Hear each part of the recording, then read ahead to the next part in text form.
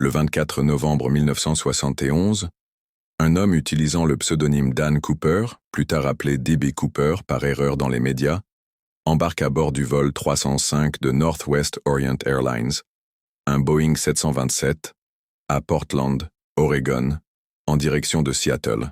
Cooper, décrit comme un homme calme d'âge moyen portant un costume d'affaires, remet rapidement une note à une hôtesse de l'air, Florence Schaffner, indiquant qu'il a une bombe et exige une rançon de $200 000, 4 parachutes, ainsi que de la nourriture. La note précisait qu'il avait une bombe dans une mallette et demandait à Schaffner de rester à ses côtés. Elle aperçut des cylindres rouges et des fils ressemblant à de la dynamite dans sa mallette. Cooper ordonna que l'avion atterrisse à Seattle et que les passagers soient relâchés une fois la rançon et les parachutes livrés. L'équipage coopéra, retardant l'atterrissage et effectuant des cercles au-dessus de Puget Sound pour permettre à la police et au FBI de se préparer. La rançon fut livrée ainsi que 4 parachutes.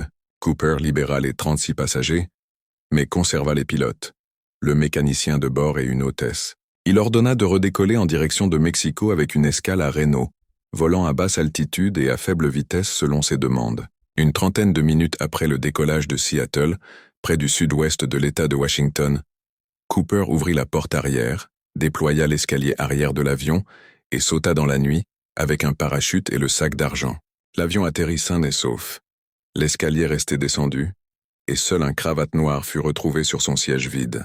Les recherches terrestres et aériennes furent menées, mais aucun indice sur Cooper ne fut découvert. Le FBI lança l'enquête Norjack, interrogeant plus de 800 suspects sans jamais réussir à l'identifier ni à le capturer. Le destin de Cooper reste un mystère.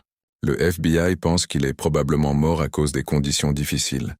Sauts nocturnes, pluie, froid, terrain accidenté, absence d'équipement adéquat et manque d'expérience en parachutisme. En 1980, une partie de la rançon, environ $6 000, fut retrouvée enfouie sur les rives du fleuve Columbia, proche de Vancouver, Washington, ravivant l'intérêt du public mais sans fournir de nouvelles pistes. D.B. Cooper demeure le seul cas non résolu de piraterie aérienne commerciale aux États-Unis, captivant l'imaginaire collectif et alimentant les théories sur son identité et son sort.